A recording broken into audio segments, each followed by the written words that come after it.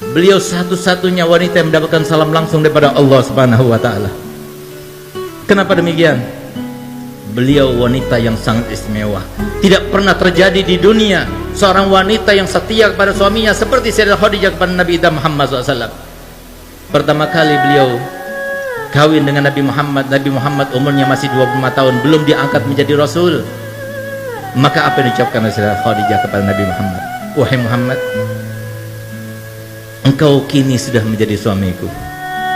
Maka mulai saat ini, rumahku ini rumahmu, hartaku hartamu, dan aku adalah budak perempuanmu. Beliau ucapkan yang semacam itu bukan cuma ucapan bualan, tapi dibuktikan semenjak beliau menjadi istri Nabi Muhammad, semua karirnya ditinggalkan, semuanya difokuskan kehidupannya hanya untuk Nabi Muhammad. Nabi Muhammad diberikan harta yang banyak, diberikan ini, sodakokan, dipinjamkan, silaturahmi, sampai ketika Nabi Muhammad diangkat menjadi seorang Nabi dan Rasul, beliau sudah tidak punya. Sampai suatu waktu di sela-sela dakwahnya Nabi Muhammad SAW, beliau pernah ketika masuk ke rumah Sayyidatuna Khadijah, Sayyidah Khadijah sedang menyusui Sayyidah Fatimah. Begitu dia melihat, tertegun matanya. Karena apa? Ternyata air susu yang diminum oleh Sayyidah Fatimah berwarna putih bercampurkan merah. Kenapa?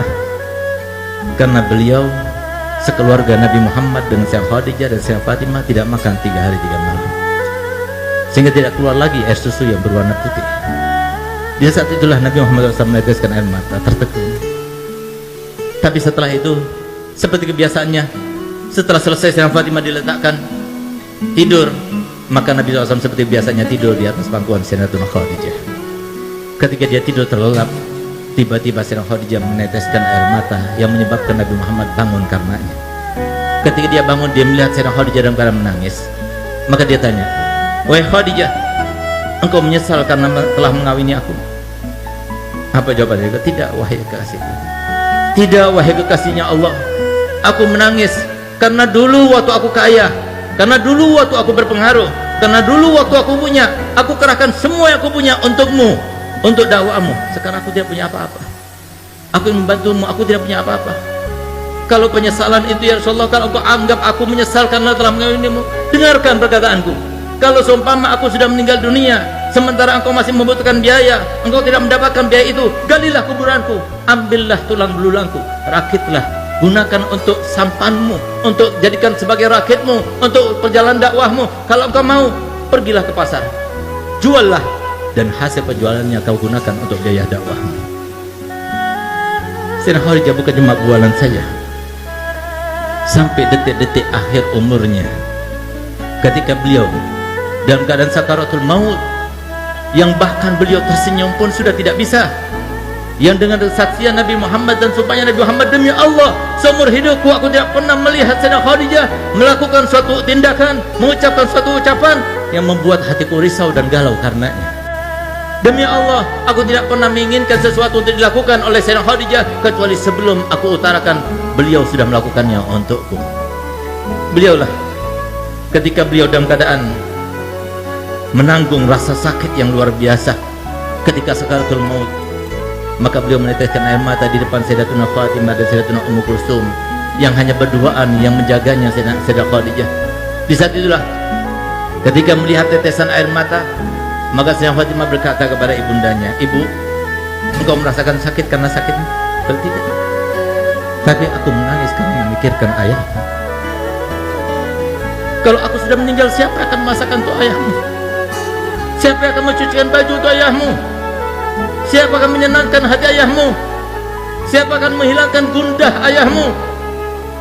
Maka Sayyidah Fatimah berkata, "Ibu, semua yang kau lakukan, aku akan melakukannya untuk ayahku."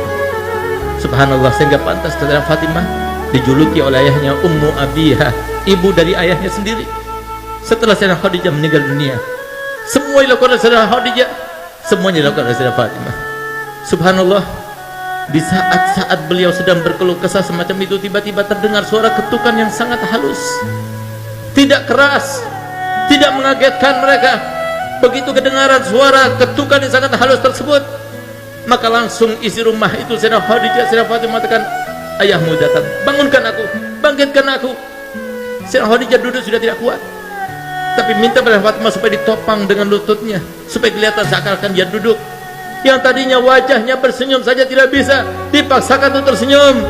Sehingga ketika Nabi Muhammad datang melihat Sayyidah Khadijah dalam keadaan semacam itu, dikiranya oleh Nabi Muhammad Sayyidah Khadijah dalam keadaan sudah baik, sudah enakan.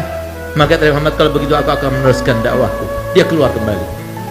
Setelah keluar beberapa langkah ke depan, tiba-tiba Sayyidah Fatimah membuka lagi pintunya dan memanggilnya, Abah, Abah, ibu sudah meninggal dunia. Sampai detik-detik akhirnya tidak mau melihat Nabi SAW dalam keadaan risau. Inilah akhlak ahlul bait.